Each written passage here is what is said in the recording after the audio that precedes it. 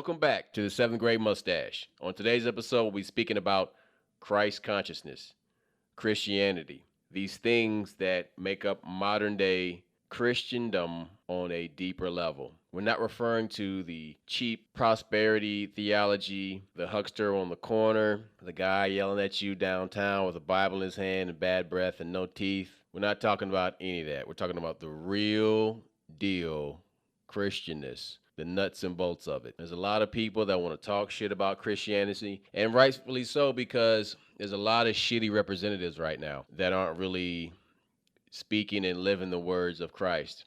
But today we're here to speak about why people like duct tape choose to live that life. You know, this duct tape guy, he talks a lot of shit about Christianity, but he still keeps the faith. You know, he tears the Bible apart and he talks about the Old Testament and the New Testament and this and that. Yet and still, old duct tape is still Christian. So, Brother Tape, what do you have to say in your defense? I don't have to defend myself, but I don't feel like I'm a hypocrite. I feel like I actually believe, and I shouldn't say believe, I know. When you believe, there's still that question of doubt. I know what I'm doing is right. I know Christianity. I studied it for a very long time. You have people with doctorates and stuff. I don't have that. But the reason I tear it apart is because it's like anything else. It's a work in progress. And what worked years ago doesn't always apply now. So I'm trying to find the truth in it. I'm a searcher. I'm a truth seeker. And so when I tear it apart, it's because I see it being misused. I'm seeing it being misrepresented. I'm seeing it being used to manipulate people. I'm seeing it used to, cause wars and everything else. For and monetary gain. The truth of the matter is what? For monetary gain. Greed. Oh, how about pussy? Yeah, well, but we'll get to that. But I mean, I'm referring to prosperity theology.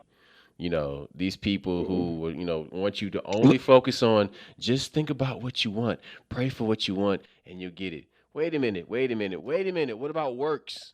What about actually getting out there and doing some sweating? Okay, hold on. And what about actually getting out there and doing something and not feeling like you need a reward? How about doing it because your spirit needs it? Doing it because it's the right thing to do. I think what people don't realize is how powerful the black church was 60s going into the 70s.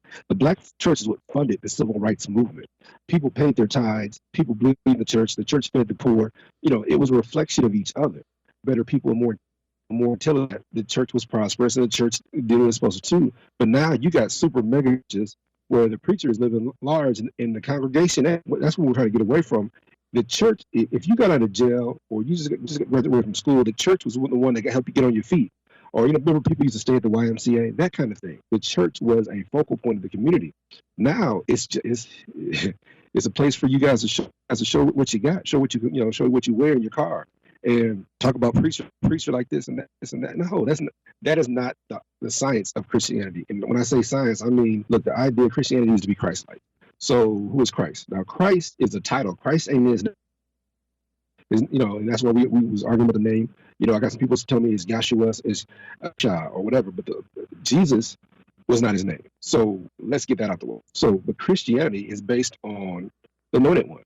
And they've been with Christ over the years and things like that. So the idea is to be self-sacrificing, be holy, spiritual, have a personal relationship with God, not abuse people, not abuse your power. And the whole prosperity thing, I get it. I'm sure God does want you to be prosperous, but you got to work and earn it, work within his people.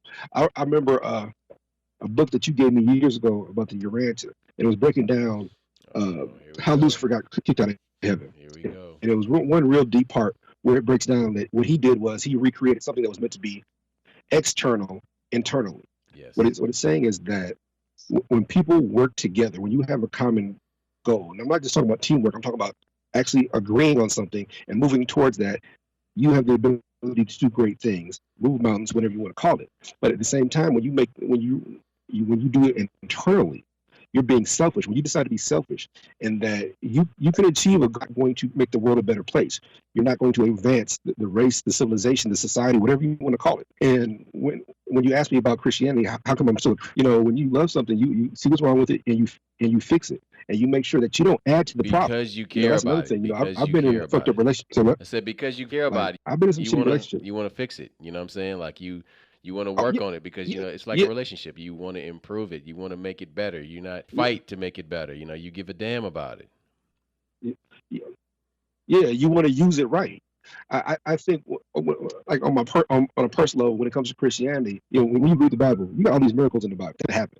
I was on Facebook today, and me and you had talked about it. This guy, a lion, and it said Samson killed a lion in the Judean desert or whatever. And I'm like, he's like, lions don't even live in North Africa, and he's all this, and this, and they're not even in the Middle East. I'm like, okay, well, first things first, you got to understand the Bible was comprised 6,000 years ago. It wasn't written 6,000. It was put together, and at that time there was a Barbary lion. Look it up.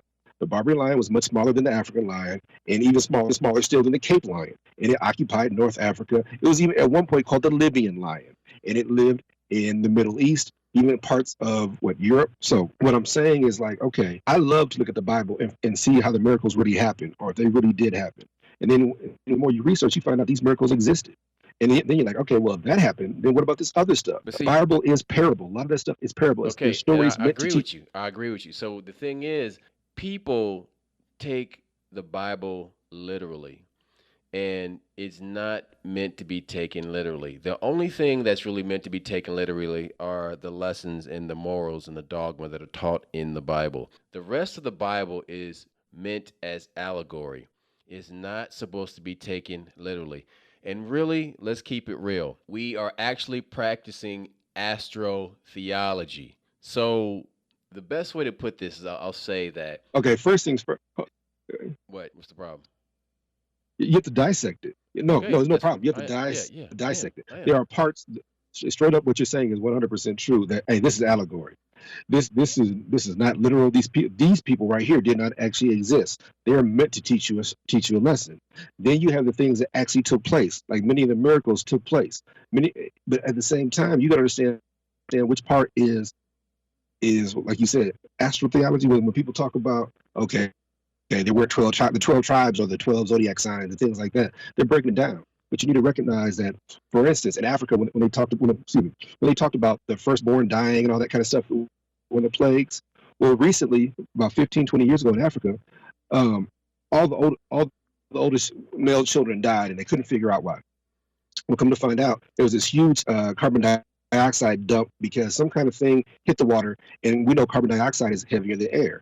Well, the oldest male child sleeps on the bottom bunk, and the older children sleep on the top bunk. Even the women sleep on the top bunk. So what happened with that carbon dioxide? It killed all these kids in that village, just like in the Bible. Um, when they talk about the floods, and no, there's been three major floods. One was 12,000 years ago, the other one was 14,000 years ago. And then let's talk about the Mediterranean flooding several times on its own. So what happens when these giant floods took place? Those are those the stories of Noah, and then you find like Noah, and you find other stories in the past that deal with the flood. So that tells you that something actually transpired. And when people say, "Oh, that never happened," you got to look at some stuff. You have to research, and when you research, it actually builds your faith when you realize, okay, this took place. But then also when you understand the allegory was meant to teach you a lesson about how to deal with each other, or when you realize that the New Testament is more about spirituality and building that personal relationship with God and making the planet better, making life better, then you realize the Old Testament is about controlling. Then you're like, okay, wait a minute, okay. These priests have been this shit happened before, and that's what you got to understand. That when it comes to these preachers, when it comes to this prosperity, when it comes to paying for your sins, like that was the whole Inquisition in Europe. This stuff has happened before. You should recognize it and not allow it to take over you. Now, the reason I believe, look, I've been in how many car accidents I've been? I've been like in 19 car accidents. I'm not dead. That's why I believe. That's why I know that. That's why you have I faith. prayed through a couple car accidents. So, all right, Look, check this out. I want to go back to over the interstate, your brother came and got me. yeah. I want to go back to astrotheology, and I want to go back into time and talk about Akhenaten, the pharaoh of the 18th dynasty of the New Kingdom of Egypt. So he broke with tradition and had everyone practice monotheism, one God. And when you look at the hieroglyphs, it Yes. shows the sun and the sun as a life giving entity. So this has actually been folded into Christianity if you pay close attention and you use your third eye to look for these clues. Because what But happened? Christianity What? of the Egyptian religion. I said Christianity is just a knockoff of it. It's a Yeah, lighter version. but see, here's the thing though. Okay, so Akhenaten was all about this one God, and He is the giver of all life. But if you look at look at the calendar, we are actually on an Egyptian calendar of 365 days. Now, if you look at the In one sun, quarter. In one quarter. sure, if you look at the sun, it's a sphere. All right. Now that's 360 degrees. Now, if you split that in half, that's 180. You split this into four quadrants. Each one of those is a season: spring, summer, winter, fall. Now, the sun moves in an arc. All right, it moves in a rotation, and the Earth rotates around the sun. Now, if you see the way the sun moves across the sky, the highest point is the equinox on June the 20th, and then it begins to fall down, going down as the Earth tilts on its axis, it tilts downward, right? So then, I'm sorry, it tilts away from the sun because it's getting cooler, and so the sun falls. The sun falling has been mirrored to Christ and his resurrection, because he is resurrected in springtime, right? And they always want to say that's when, Christ was, risen. No, what happened is in the Council of Nicaea in 325, which is now what is present day Turkey in the city of Iskil, Constantine got together with some pagans and Christians, and he said, "Listen, I'm going to take your pagan religion, and I'm going to shadow it with Christianity because this is going to be the dominant religion." So then, what he did is he took all these paganistic beliefs and these Gnostic, Christian, Egyptian, sun worship, sun observation sciences, and he wrapped it into Christianity. So what wound up happening is we got a new religion that puts God and the Son, Christ the Son, Sonsun, as one and the same. So then They're entertained. they're interchangeable. So here's the thing though. The Earth, the northern hemisphere, is the coldest days before and after the equinox, the winter solstice. So that's when it's dead. He's dead. But they said, okay, let's put the birth of Jesus in December, because December is when the sun starts to rise up over the horizon again. Because starting on December the 20th, the days start to get longer again. It starts to rise. The sun, Sonsun, has risen after 3 days of darkness. Now, of course, it's not dark, but it's not visible on the horizon in the way that it is the rest of the year. So, what I'm saying is that here we have the winter solstice is actually the sun or Christ being born again, or being born and rising and giving life to the earth again, warming everything up. Because remember, every day after the winter equinox, the days get longer. things slowly start to get warmer. Now, it's not until after February things start to warm up because, it's wintertime and the earth is still tilted away from the northern hemisphere is tilted further away from the sun. But that's when life starts to come back. And then, of course, in springtime, everything comes back to all the life comes back to the surface of the earth.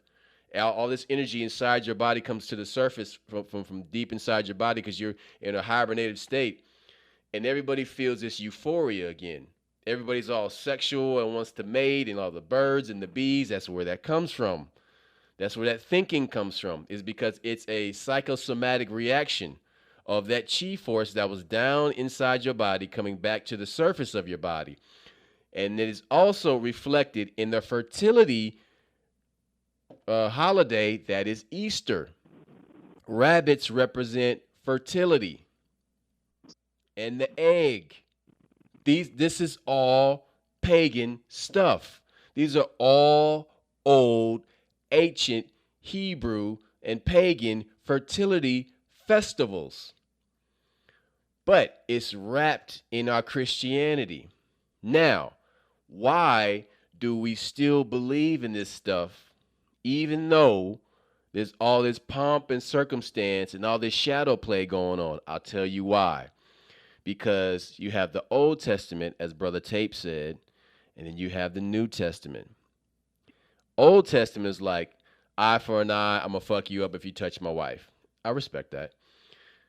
But there's also a lot of fuckery in there too. God fucking with Abraham, like, I was just fucking with you. I just want to see if you're going to kill your kid. There's all that shit. But then you have the Gospels. And the Gospels are about the word from the SONSUN. Now, you start to hear the teachings of an enlightened being. An enlightened being that you don't really hear about that much in the Old Testament, because this is the Son of God, SONSUN. I'm going to keep repeating that till it sinks into your head. And the thing is that this Christ being, this Christ-like being, represents a consciousness level, a level of consciousness that is remarkably different than most human beings that have lived in history. Now, there have been others. There have been other messengers that have been spread out throughout humanity. But this one is remarkably different. And so, Christ consciousness represents love. Now, love is from the Creator of all things that made all of us and everything, and what animates everything. So, to hear about this being that loved everyone unconditionally, except the money changers, loved them unconditionally, and spread this love, who would sit and speak with the lowest of the low, with everybody who was cast aside, with all of the forgotten. He did this out of love, out of unconditional love, the type of love that a parent gives its child. Now, I don't really hear about this in other religions. Now, you do to a slight degree, but not so much. And it flows. It is abundant The point you're trying to within. make is that Go ahead. but no, what makes him special is that he wrote. That's what makes it difficult, because you don't know where he is. If you're talking to somebody in the street, is this Christ? Is this Christ? You have every opportunity to treat people right. I heard a lot of stuff in the professor. So there's a few things that need to be acknowledged that are really important. Okay, let's start at the beginning, when Christ is being born. How did the three wise men, if Christianity didn't exist, men know that he was being born by astrological signs? The sign that a king was being born, and they followed the North Star. That proves that they were using astrology way back when. Astronomy. We talk Astronomy. Aquarius, like No, astronomy and astronomy. They were using both. But yeah, but They're looking at the in stars, that but instance, they're yeah, reading the yeah. stars. Hmm. I know, and so they're doing both. And something that me and you had talked about years ago. The zodiacs have cycles. It's like what, 26,000 years or 3,600 years or whatever. The age of Pisces. Remember that song is the age of Aquarius. It was saying that they were transitioning between which zodiac sign was dominant. So at that point in time, that's where all the symbols for Christ are fish. It was had to do with Pisces. These things are interchanged. Now, do I believe that there was a Christ walking around? Do I believe that the word we use Jesus? Yeah, I believe that was a real person. But like I've been telling you, the words son and sun are being interchangeable. So when they say the sun walks on water, if you look over the horizon, the sun's rising, you want to see the sun dancing on water. So they interchange the two words. But do I believe that that person existed? Do I believe that before the Council of Nicaea, there was a form of Christianity? Do I believe that it was manipulated by the Council of Nicaea because Constantine wanted to use these lowly poor people? Yeah, and that's what me and you have talked about in the past. The first thing you learn in college in sociology class is what that, and we saying it is that religion is a tool that's used the bourgeoisie to control the proletariat, the working class. Constantine recognized that, hey, by giving these people religion where they serve on earth, they'll get to be kings in heaven. I can beat the shit out of these motherfuckers and work the shit out of them, and that was it. But from an African point of view, religion is a tool to reach a higher form of spirituality. That's the New Testament. Religion, it should be what was introducing you closer to a closer personal relationship with the higher power, with Elohim. So there's a lot to sink into. Okay, so hold on, Now you were talking hold on, hold about on, hold on, hold on. I wanna drop because I always speak of books that people can read, but there's an ancient text that people can read, and it came out around the third century A.D. and it's called the Apopthegmata Patrum. In other words, it is the sayings of the Desert Fathers. The Desert Fathers were of the same makeup as the wise men that visited the manger. They were early Christian hermits and monks who lived in the desert outside Egypt. And one of the most famous ones was a fellow named Anthony the Great. He moved to the desert in 270 AD. And this is 50 years before the Council of Nicaea. And these communities, they spread and they grew. There were gatherings of these hermit monks, and it became a model for like the Christian monasteries. And so they would take these ancient meditation traditions, these ancient scroll and scribe traditions. They would put them all together, and this is what became Gnosticism. This is what became Gnostic Christianity, which would later would become the Coptic Christianity. And so this was actually the backbone of what spread the teachings of Jesus beyond his death. now. Explain to him what Coptic is. Coptic? Okay. So, Oh, yeah. It's a sect of Christians that they're the ones that when you see them, they have what they do is they actually tattoo the cross. Remember how back in the day when all the Christians in the Lions Den, how do you think they Christian would tattoo a small crucifix on their wrist? So Romans would see that like, oh shit, there's another Christian. We're gonna feed them to the lions. But the cops have always been in Egypt, and it goes really free. yeah. So, right. Like when we See, yeah, they were Egyptian Christians basically, and they actually they practice male circumcision. They actually practice a lot of the yeah traditions that are still practiced today, as a matter of fact. But they were persecuted by the Romans, as you say. But they were these underground. They were, how can I say this? They were the Wu Tang of ancient Egypt. They were the Shaolin monks of ancient Egypt. There you go. hmm yep yep dirty. Okay. There's a couple things I want to throw out there that's going to piss people off. First things first. I do believe that Christ was born. I believe there's more than one Christ, but I do believe that he was an immaculate birth. When you do the research and you look at things back in the day, there are several situations where they show women have had kids without men. So if you don't believe me, fine, look it up. Another thing, when we talk about the story and we always talk about this, is Asar and Aset. Remember, which one's Aset was a man that he gets killed. Then Asar has a baby without him on December 24th. December 24th is from an Egyptian religion. Next, whenever you're trying to prove that the Hebrews got their information from the Egyptians, you look no further than the Dogon tribe of West Africa. Now, the Dogon tribe, they're super dark, they're super old, but they have this superstar lore, and they can't figure out. Remember, that's the tribe that they worship the Old Testament. They do everything Old Testament, but they knew about the seven sisters. They knew about Sirius B. They knew that there was a star cluster up there. Now, how could these people on Earth, all the way on Earth, ain't got no telescopes? They knew that. What they're saying is that these are the descendants of the Egyptians. That when the barbarians came from the east, they forced the real Egyptians west, and that these people are descended from the real Egyptians. And so when you start looking at their artifacts and their oral traditions, a lot of it is very Old Testament. That's because the Old Testament came from Egyptians. Now, where it gets kind of crazy is that they talk about several modern people that were descended of them. Remember Benjamin Banneker?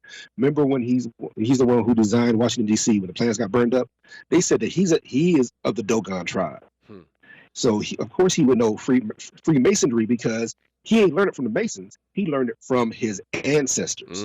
So when you find out, say that, yeah, Benjamin Banneker was of the Dogon tribe, and like I said, there's several books. I wanted to say something real quick. So the story of Asar, Aset, and Heru, their child, and Aset, is from Kush. I'm sorry. It's from Kush, which is modern day Sudan. Yes. So just putting that out there. Yeah. Okay, but you got to remember them stories worked their way up to Egypt. Egypt was Kemet, Kush. That's some deep shit. You hit them with some deep shit. Yeah. What I'm saying is that as you research, you find more and more Christianity. You're finding more and more of these stories. You find more and more reality of it. And like I told you, I remember us being kids. One of the shows that we used to watch, and Roscoe will tell you, was That's Incredible. We used to watch that show religiously because, you watch it, then you talk about this shit at school the next day. But I remember an episode where they were trying to prove whether prayer worked or not. So what they did was they had these Petri dishes, and they put some cultures in them, and they set like 7 dishes over here that nothing was happening. Then they had this faith healer, was a chick, pray over the other 7 dishes, and all the cultures and the dishes that got prayed over grew faster. So what they're showing you, they've proved over the years that prayer works. And I remember my brother on the mic was also talking about all these different situations where people have prayed hurricanes away and things like that. Mm-hmm. So when you realize that prayer is a real thing, and I mentioned earlier, I was in a bad car accident where I rolled over on the interstate. And like I said, I want to give your brother a prop. Your brother was the one that came and got me. I rolled over the interstate. I was doing 60. This lady lost control, and I was making fun of her because, I'm an asshole. So when her car started jackknifing, I was in a Mercury. Yeah, I was in a Mercury Mountaineer. And I was laughing because she had lost control of her vehicle. I said, bitch, bam! My car rolls over. As my car's rolling, I start praying. Oh, Father God, I didn't even think about it. I started praying, and when it was all over, I wasn't dead. Now I had to get out the car before a semi hit me, but I wasn't. Even when a cop got there, cop was like, "Man, I just knew there'd be body parts strewn everywhere." I'm like, "Motherfucker, I'm sitting right here. I can hear you." So I've been in situations where prayer works. So if prayer works, that means that I'm either somebody's listening, or that believing that much power protected me. So whichever one you want to call it, go right ahead. But what I'm saying is that I learned at an early age that prayer actually works. Who were you praying to? Like I told you, the pastor. I just said Father. Whether I'm praying to my ancestors or I'm praying to Elohim, I don't know, but I was praying my ass off. I remember when the car rolled over and the quarters hit me in the face and my gun fell out and all this stuff. Yeah, I was like, and I was stuck in the seatbelt. I was so fat I couldn't get out the seatbelt. So the car I'm in the the side is up in the air, so I had to pull myself up just to cut the seatbelt. I'm like, wow, I'm not hurt. You run that little mental inventory. So, like I said, the situations I've been in several storms. We've been through all kinds of stuff where we shouldn't have made it, and I prayed through every single one. And so, like I told you, I believe that there was an immaculate birth. I do believe that these things took place. Now, do I believe they get warped sometimes? Do I believe that the view is skewed? Yeah, but I definitely believe that Christianity works, especially when people genuinely want it to work. Okay. When the person entering into this contract ain't trying to fuck somebody over, Yeah. yeah, it's gonna work. So, all right, let's get supernatural. So, if you look at the different religions and you hear them talk about things like in Islam, where they speak about angels and how the Prophet Muhammad gained prophecy or stories and wisdom from the angel Gabriel. The angel Gabriel is one of many angels. Now, there's a hierarchy. You better believe there is. There's a boss. There's a big ass boss of all them angels. And his name is Michael. Michael is Jesus. Now, Jesus is in the Holy Trinity, right? Okay. Now, so when you start getting involved in supernatural stuff and you start fucking around and you start fucking around with shit you have no business in and you start to get visitations by things you don't want to visit you, you cry out for help. Ugh. Now, people, some of you out there know exactly what the fuck I'm talking about, so I don't have to elaborate. So what I'll say is that you cry out for all kind of stuff, and I bet there's some of you out there who have tried every single thing, and then you call his name, and you call his name because his name is a vibration. His name is a vibration that carries power with it, and those dark entities run because you have tried everything until you called that one name and they bowed the fuck down. Okay, Oh, shut up. Let me finish, boy. okay, but why does it Oh, work? wait. Why does it work though? Wait. The thing is, you have tried everything and then you call that name. You call the name of the sun. You call the name of the power because there is a hierarchy, because there are levels to this game, and you are not taught this, and you will learn this, that there are levels to this game. And no matter what religion you practicing and believe in and all that bullshit, there's levels. It's like Dragon Ball Z. You gotta get this level first before you get to Super Saiyan. Okay? But there's a Super Saiyan and his name is Jesus. Okay? And this cat, he will come and fuck them up. And it happens. I've seen it happen. All right? You ain't got to believe me. I don't want you to believe me. Try some of this shit and see what happens. Get your ass in a real tight spiritual spot when you got demons running up on you and call his name and see what happens. You're going to see that, yes, there is a hierarchy because that word sound power of calling his name is casting a spell of righteousness because it's real. Because it's real. You may not have believed 5 minutes ago, but when you call that name, you believing. And there's power in that belief. And there's power in that intention. Because you say that name, there's intention behind that name. Because there's love behind that name. And duct tape, the reason why that name works is because that name is God. That name is love. And it sends a vibration that dark entity cannot deal with. It wipes it out. It shows a mirror to that dark entity, and it can't stand at the sight of its own face, of its own image. Oh yeah, you getting deep now. Okay, okay, you getting deep now. There's something that when you start studying, especially when people start really kind of get into whether it's Mason, whether it's this Elks, whatever it is, and you guys learn early on that Lucifer is knowledge. Lucifer is the morning star. The morning star is, but then you find out about Christ, and Christ is the bright and morning star. Mm-hmm. Go ahead. Sun. Christ is truth. Lucifer's knowledge, Christ is truth. So truth always trumps knowledge. I know that hurts your feelings because knowledge changes, books change, science changes. You understand where I'm going with this? So what you learned last week, it's out Say, the hey, water. say, But the stop, truth, stop, stop. Say the that truth shit never, again. Say that shit again. Say it again. the truth never changes.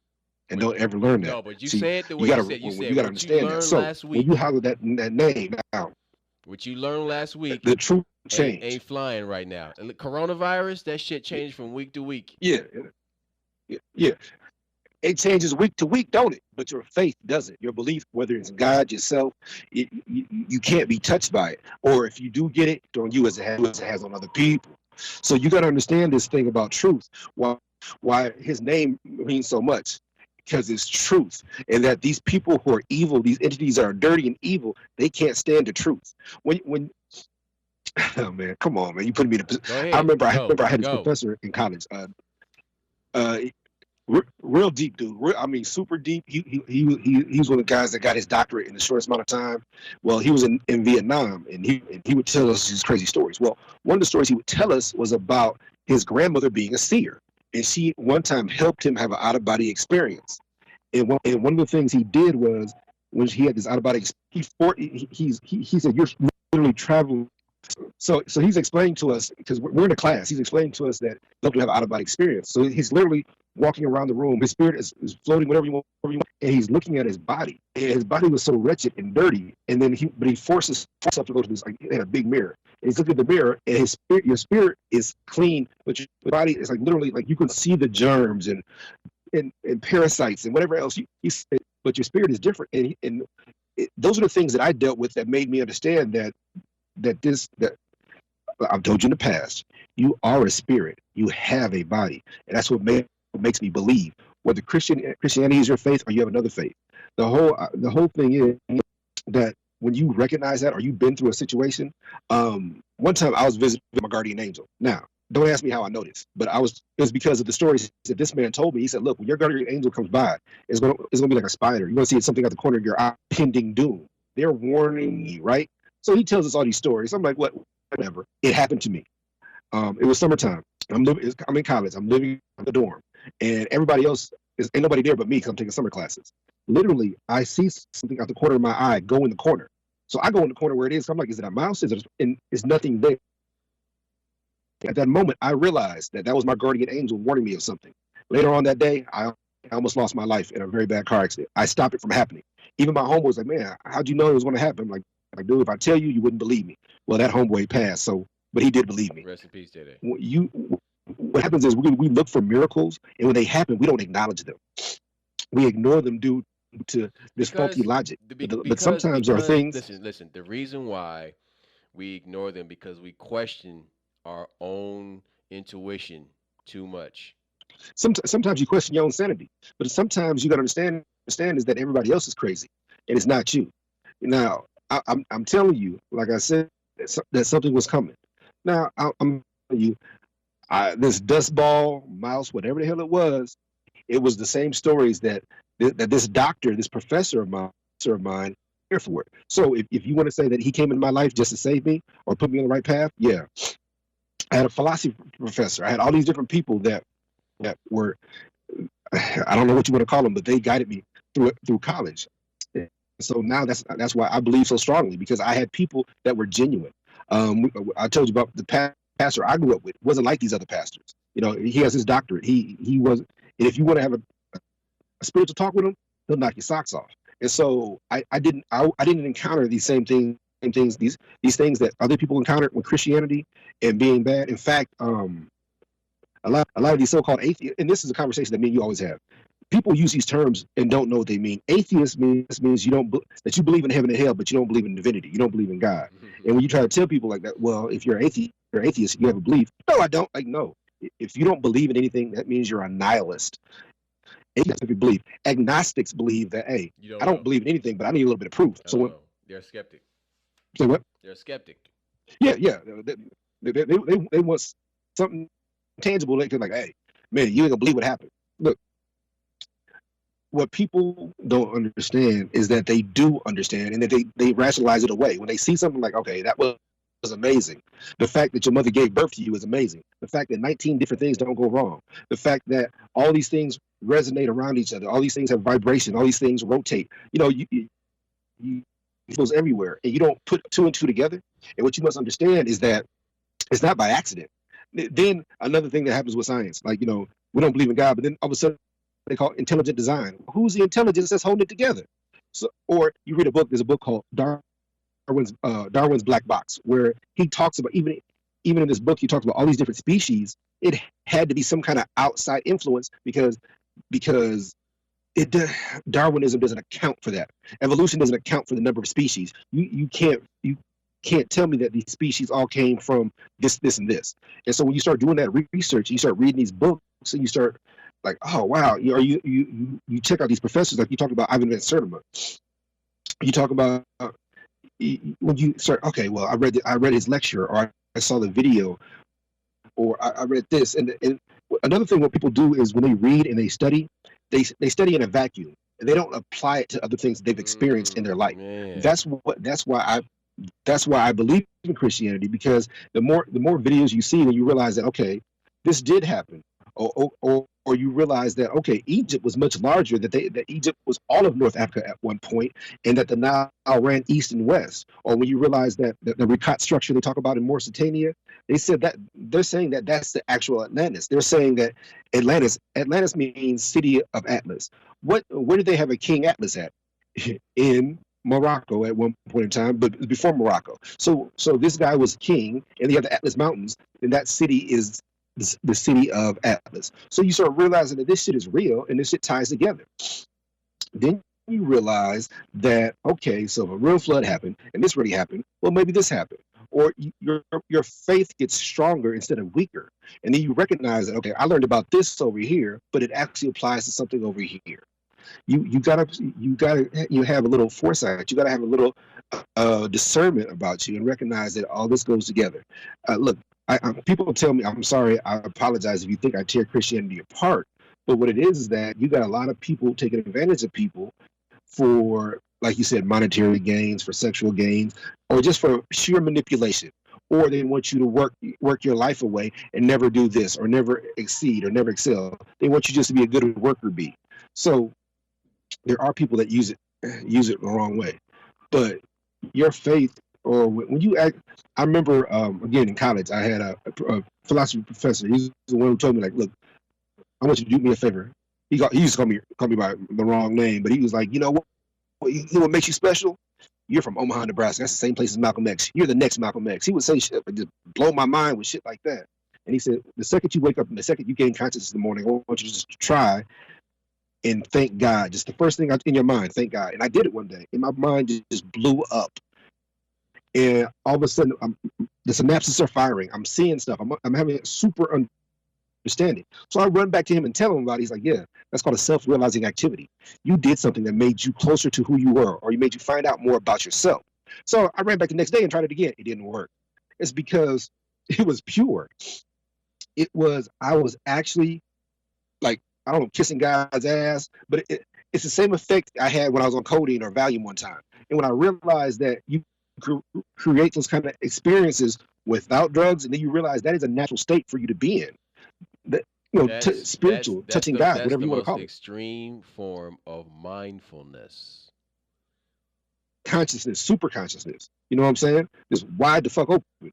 And I'm seeing colors that you can't describe. And I remember this one dude got high one time and told me, because you know this for a fact, I've never smoked marijuana, I've never done much of anything. He was like, man, dude, I could see sounds and I could hear colors. Yeah, you told the story before. What?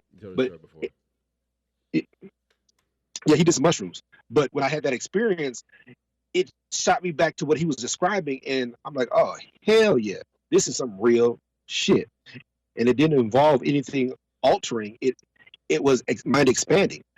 And it was all because of one activity I did. So once it becomes pure, once you realize that you can obtain higher consciousness, or you can elevate yourself, now you want to bring, first things first, you want to bring people with you, because I'm not a stingy person.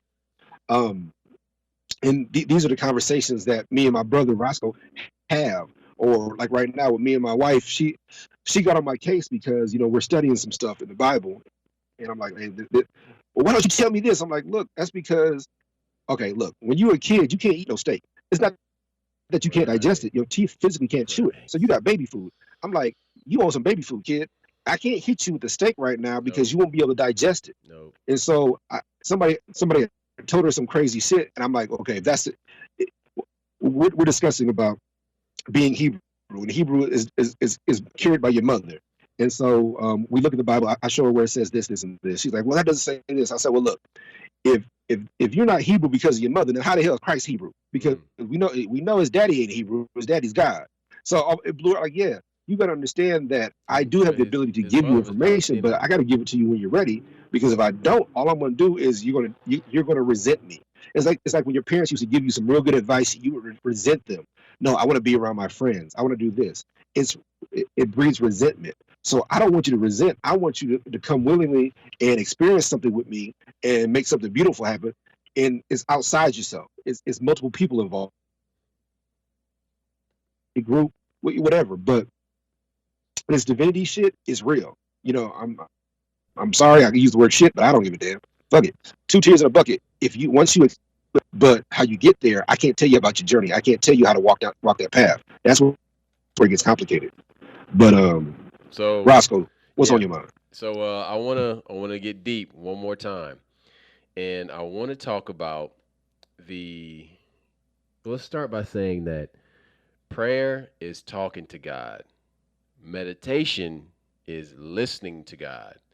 And west of Asia, the the mystic arts were kept alive outside of the Egyptian temple by a group called the Melchizedek order. Now, the Melchizedek order is mentioned in the Bible, in the Old Testament, as a matter of fact, but only briefly. And so you ask yourself, well, who is the Melchizedek order? And what these were, or the area that they spent a lot of time in, was called the Levant. Now, the Levant is the eastern Mediterranean region of Western Asia, and that covers Syria, Lebanon, Jordan, Israel, Palestine, Turkey, Turkey, Egypt, and parts of North Africa.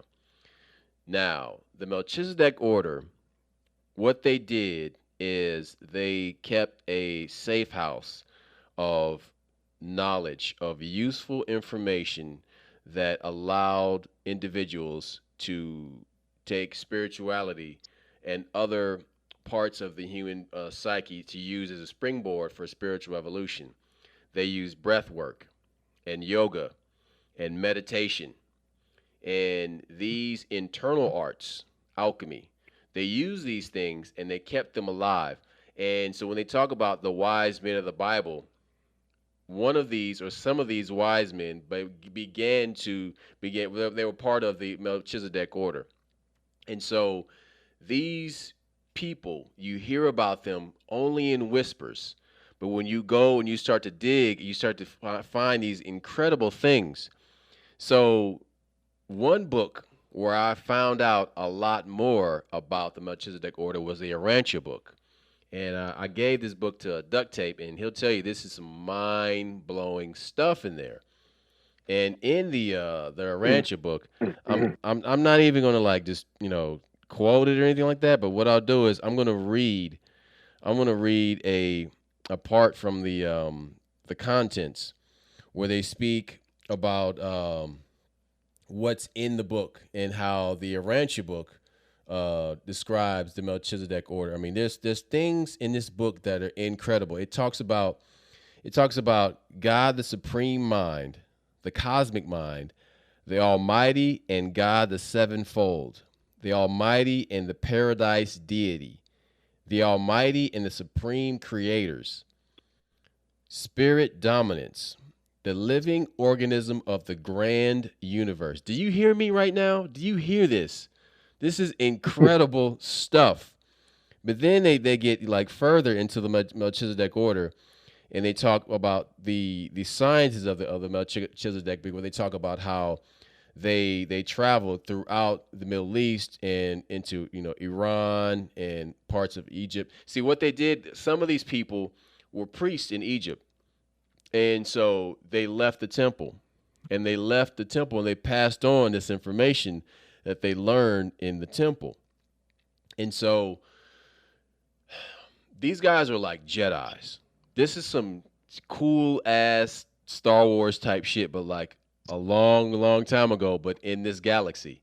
And these dudes like took all this cool ass like information and just techniques, and this kung fu is the spiritual kung fu, and they wrapped into a style of teaching.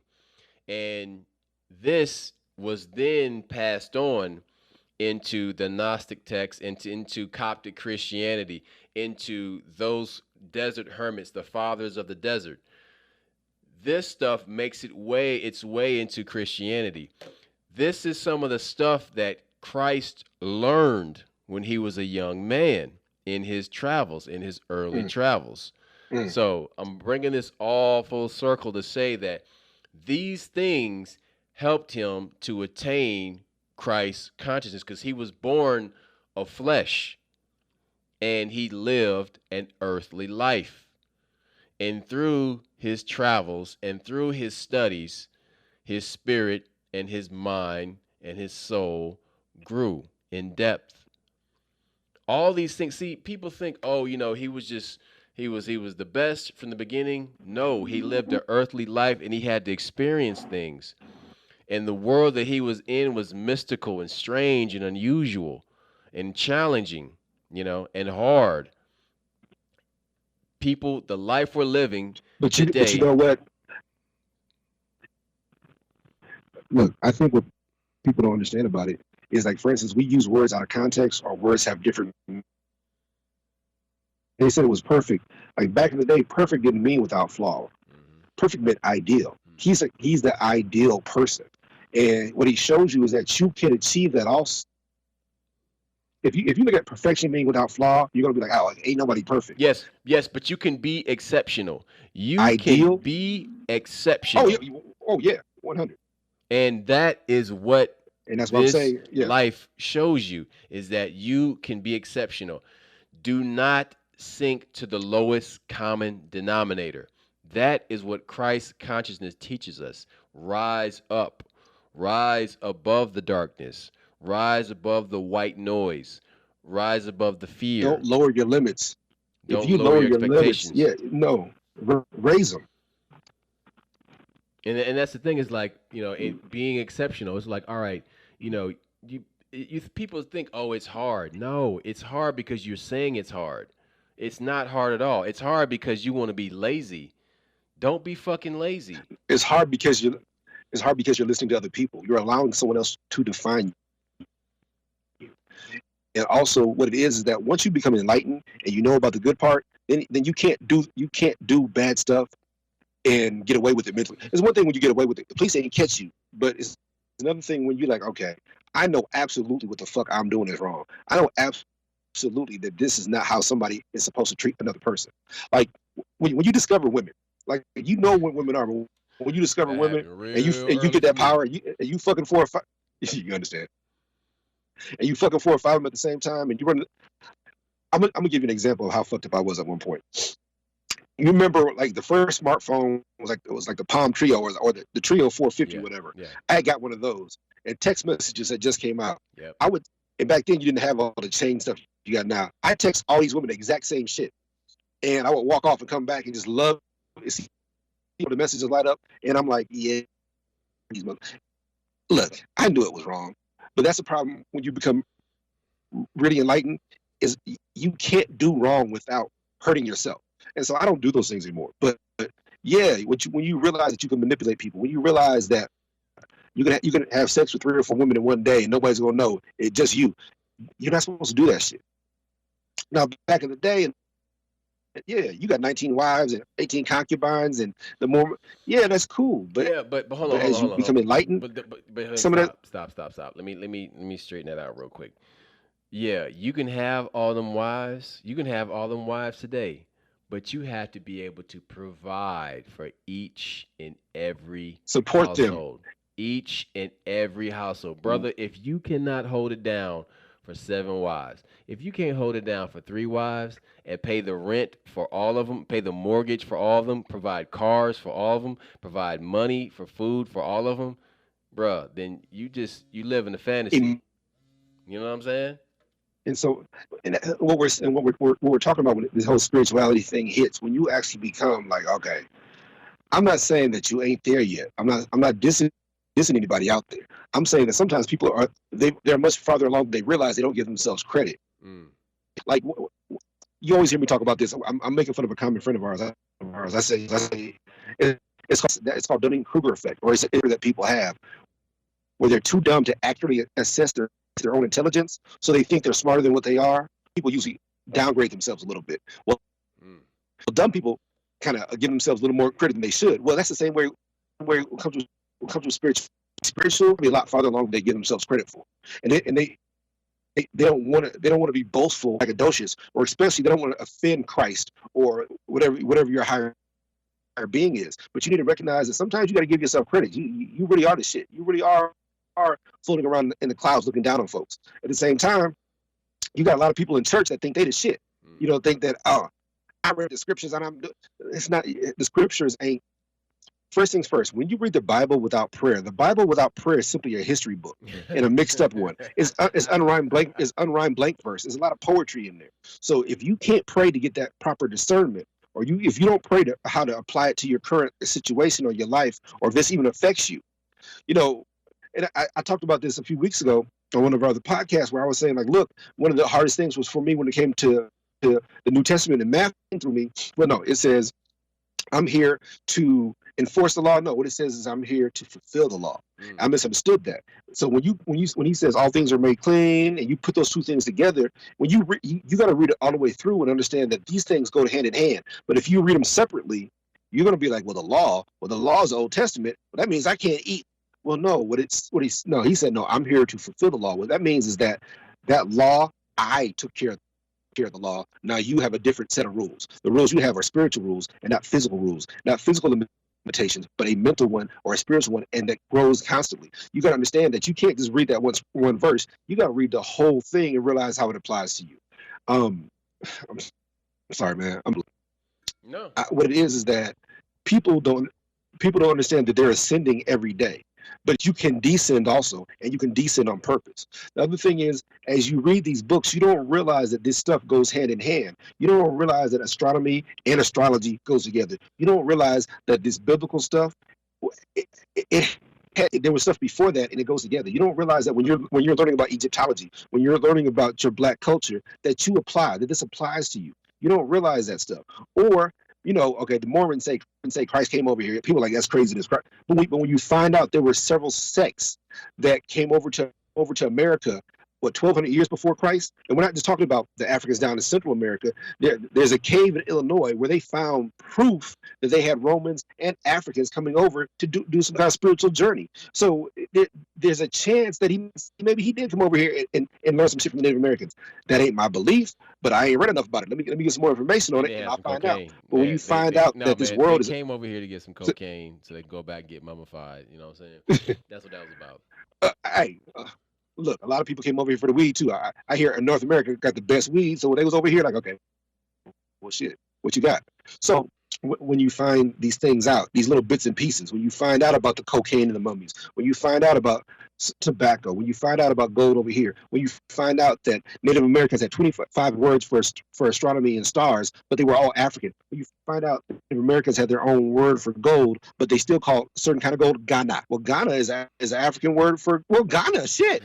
Ghana means gold in Western Africa. Right. So when you find out that these people all had contact, when you find out the world was much smaller back then, and that all these, so you realize that these limitations that we have are the self-imposed ones, or the ones that imposed from outside to control us and keep us from reaching our goal. Because if all of us were enlightened, the shit the government's pulling on us right now, we wouldn't fall for. If all of us lived up to our potential, we would all be. Well, there's an article I just read recently, but I don't want to misquote it. But it talks about if we all did this, we all could be I think it was Warren Buffett. We all could be millionaires. Everybody could be millionaires.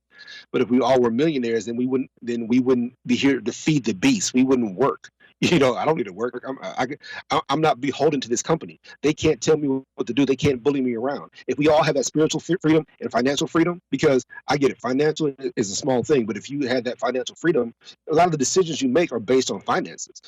We fuck up relationships based on that. But if you don't have that pressure, because that pressure from finances stops you from excelling. That pressure from finances, that is the devil's work. That's how it's been. The road to hell is paved with good intention, or all that kind of shit. You read that stuff, you realize that you're being played.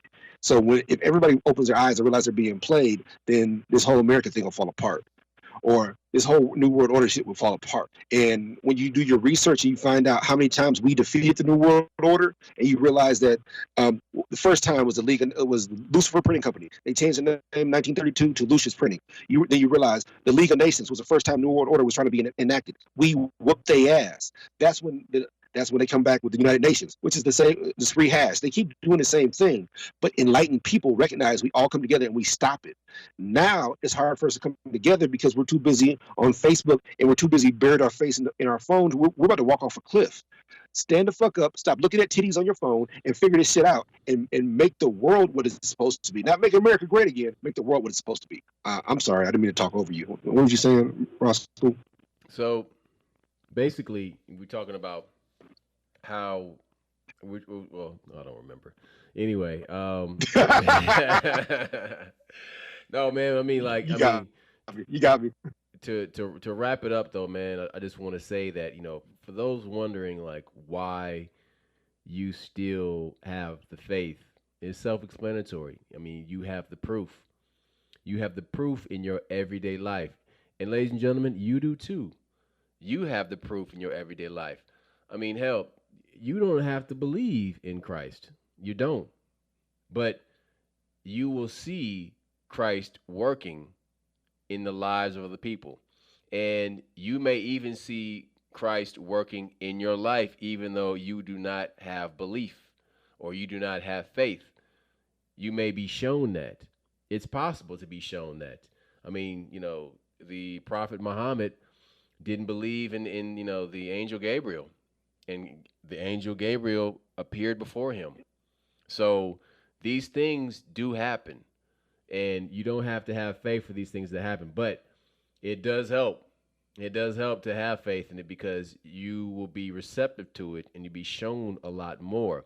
But understand that Christ consciousness is rooted in love. It's rooted in love, and that's the most powerful thing in all of creation. Ask your mama. The love between a Yeah. mother and a child is the most powerful love in existence. There is nothing stronger than it. Listen, I'm going to tell you a story. My mom passed away years ago, and I heard her voice, and I was in a grocery store, and it was loud and it was chaotic, and I saw this woman sitting outside in front of the store, and she was dressed in an outfit that my mom had owned before. My mother had worn before years and years and years ago, decades ago, and I heard my mother's name. I'm sorry, I heard my mother's voice. And the thing about when your mother calls your name, it's a genetic sound. It's a waveform it's in your genes. So when your mother calls You your feel it. You name, don't hear it. You you feel it. feel You it. don't hear You it. You feel don't it. hear it. And she called my name, and I I felt I felt it like it was like Thor's hammer just hit me in my chest, and it was hard to stand up because I saw my mama in broad daylight, and she had passed months ago. At this point, she had passed months ago, and I saw her. I walked outside, and I turned to look at that woman, and it was somebody else, but my mother's spirit was transposed over that person's body for a second. She appeared to me. I didn't have to believe shit. I knew. I knew it was her talking to me. And I don't give a fuck if you believe me or not. You don't have to believe me. But you believe in your mama. You believe that your mother loves you, and that love is real. And that love is Christ consciousness. It's based in that. And it's the most powerful thing in all of creation. So when we speak about Christ consciousness, that's what we're talking about. That kind of real love. It's unifying.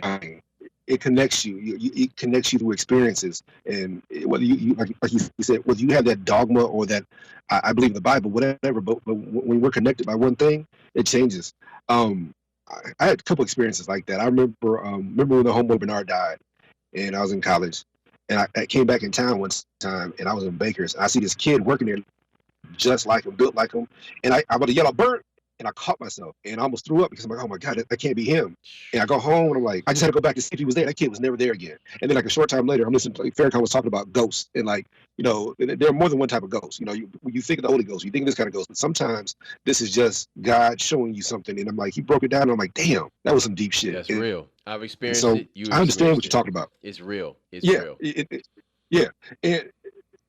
And I know we're about to wrap it up. So let me just say this, that the experience, I kind of was half-assing throwing shit together, but the truth is that I've had several experiences based on what that one professor taught me, and he was talking about your guardian angel. And what I'm trying to tell you is that sometimes you see stuff out the corner of your eye, or you look dead at something, but you can't focus on it.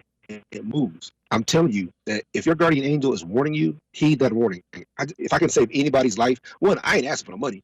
We ain't getting shit out of this. This is our therapy. This is how me and my brother Roscoe do things. But if you see your guardian angel, heed that warning, because they're there to protect you from something. Whether it's a toxic relationship, whether it's a car accident, which I've had several, whether it's a building Death. about to blow up. You might see some shit. I Death. ain't going to that building. Fuck that. Look, I was in Oklahoma when they had that first Morrow City bombing. I was going downtown for some taxes, and I said, fuck that shit. I'll do it later on. I'm glad I did. What I'm saying is that every once in a while, that voice in the back of your head is warning you. That might be Christ talking. That might be love talking. That could be your mama, whatever. But heed that warning when that angel is protecting you. Duct tape out. In closing, I'm going to say something real simple. Do not be a spiritual numbskull. That's it. That's all I got to say. Peace.